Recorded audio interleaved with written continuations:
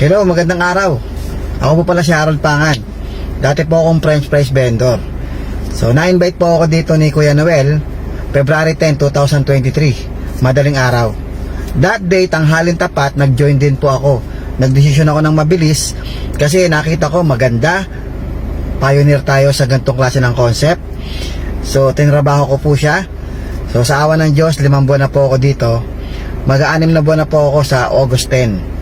So, sa awa ng Diyos, sa 6 na buwan na yon, nakabili na po ako ng sasakyan. Ito pong sasakyan ko ngayon ay Nissan. So, salamat sa Diyos, salamat sa Live Good, salamat sa lahat ng leaders ko na mga naniwala sa akin.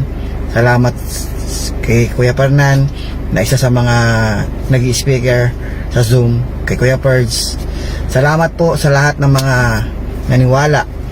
So, ngayon po, tuloy-tuloy po ako dito sa Live Good, kumikita sa awa ng Diyos. So kung gusto nyo rin pong umasenso, makuha yung pangarap nyo, subukan nyo si Live Good, kasi isa si Live Good sa mabilis na paraan para makuha mo yung mga pangarap. Kasi sa employment, naranasan ko na po dekada po ang binilang. So halos 2 dekada po ako namasukan. So hindi ko nakuha yung mga pangarap ko. So napakahirap, lalo na sa kagaya kung hindi naman ako nakapagtapos. So high school graduate. Mahirap po para sa akin na kunin yung pangarap kung magbi-business din naman ako. Wala naman akong malaking kapital. Hanggang food cart lang po ako, French fries. Minsan po mayroon ako sidecar. Nagpapadyak-padyak po ako, nagtitinda ako ng scramble. So guys, mahirap ang buhay. Hanggang sa nakapag-asawa, magtitinda pa rin, nasa kalye. So guys, sabi ko, hindi ako papayag na maghirap habang buhay. Sabi ko, gusto ko umasenso balang araw. Pero paano ko gagawin yun? Wala naman ako malaking puhunan. Hindi naman ako nakapagtapos na pag-aaral. Wala akong alam na paraan para kumita ng malaki sa legal na paraan. So nakita ko po yung network marketing na isang mabilis na vehicle para makuha yung pangarap. So lalo na sa Live Good. So ginrab ko na po siya. So although mahirap, dahil sabi nila mahirap daw, walang mahirap sa taong mapangarap. Kahit yung employment, mahirap din naman yan Magnegosyo ka, mahirap din po yan. Lahat po yan mahirap. Sabi nga nila, pumili ka ng hirap. Sa mahirap na hindi kayo mayaman, o sa mahirap na pwede kang yumaman. So wala pong madali. So dito na lang ako sa mahirap na pwede akong payamanin. So nag-Live Good po ako. Actually yung hirap dito, nakakasanayan. Kahit sa trabaho mo naman, nakakasanayan yung hirap. Yung pagko-commute araw-araw, kala mo madali yan, mahirap yan. Bumabagyo na, nagko-commute ka, nakapila ka sa LRT, nasa baba may pila, hanggang taas may pila.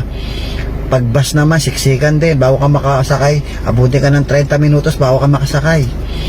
Pag uwi mo ng bahay, pagod na pagod ka, kahit hindi ka pa nga inaantok, matutulog ka kasi maaga papasok bukas. Yan ang buhay ng employee. Ganyan po ako before. Pamasahe araw-araw, babudgetan ko po yan. So umiikot lang po dun. Bago sumweldo, mangungutang na po ako. Kasi kapos na po yung allowance ko, kapos na pangkain sa bahay.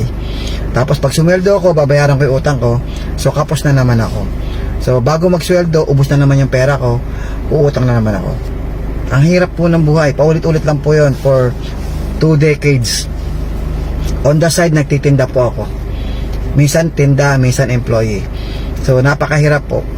So kung ikaw, kagaya ko, na matagal na rin namamasukan o nagdinegosyo ka, pero nagtataka ka, sipag mo naman, pero bakit wala ka nakukuha sa mga pangarap mo? Bakit hanggang ngayon pangarap mo ay pangarap pa din? So pareho po tayo. So ngayon, kung gusto mong kumita rin ng malaki, trabahuhin mo lang. Huwag kang aasa sa mga spillover, huwag kang aasa sa bigay. Okay, ang gawin mo, trabahuhin mo sarili mong effort. So aralin mo, masterin mo. So gawin mo lahat para yumaman. Kasi at the end of the day, ikaw pa rin naman na makikinabang lang lahat ng sipag na ginawa mo. Pag nagtamad-tamarang ka, ikaw pa rin ang magsasuffer niyan. Ikaw rin, wala nang iba. So hindi mo pwedeng iasa sa kapitbahay mo, sa kaibigan mo, sa magulang mo, sa kapatid mo, yung success na gusto mo mangyari sa buhay mo. Hindi mo pwedeng iasa sa kanila yan. So, hindi nila kayang ibigay yung pangarap mo. So, huwag ka rin makinig sa kanila. Ako, makikinig ako sa kanila kung ibibigay nila yung pangarap ko. Pero kung hindi nila kayang ibigay, gagawin ko kung ano yung alam ko na makakapagbigay ng pangarap ko. Kahit ano sabihin nila, ako masusunod. Kasi wala naman silang magagawa eh. Hindi nila kayang buhayin ng pamilya ko. Hindi nila kayang ibigay yung mga pangarap ko. So sa Live Good, nakita ko kayang ibigay. So mas naniwala ako kay Live Good kaysa sa mga discouragement. Pero ang mindset ko kasi nung pinasok ko yung Live Good, mahihirapan ako dito. Magugutom ako dito. Mapupuyat ako dito. Madi-discourage ako rito. Marami akong may encounter ng mga negative na people. Mare-reject ako dito. So in-expect ko na lahat yan. Kasi wala pong business na madali. Halos lahat po ng business mahirap. Kahit malalaking kumpanya, may struggle na dinadaanan yan. Maliit o malaking kumpanya, dumadaan po yan sa hirap. Kaya expect mo na hindi siya madali. Pero kayang gawin ng ordinaryong tao. Hindi ka nakatapos, elementary graduate, high school graduate, kahit wala ka pinag-aralan. So lahat merong chance. Lahat merong chance dito sa opportunity na to. Kaya guys, wag ka nang mag-isip kung kaya mo ba o hindi mo kaya. Wag ka nang magduda. Ang kailangan mo lang gawin, maniwala ka sa sarili mo, aralin mo yung negosyo, tapos trabahuhin mo siya. Trabahuhin mo. May mga video naman tayo nasa YouTube kung gusto mong alamin paano ginagawa.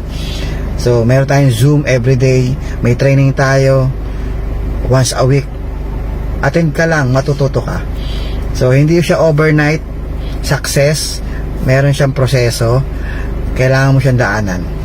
Parang isang empleyado, bago nakapagtrabaho yan, dumaan muna yan sa pag-aaral. Nag high school yan, nag kolehiyo yan, tapos nung masa trabaho na, nag-training pa ulit yan. Bago ka kumita, kailangan inaaral.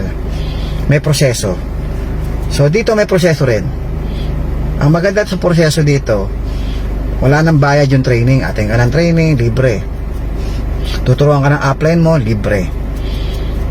Marami kang matututunan dito na libre. Along the way, habang ginagawa mo yung business, kumikita ka.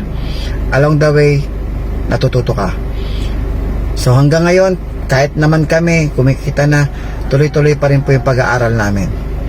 So dapat ganun lang po ang mindset.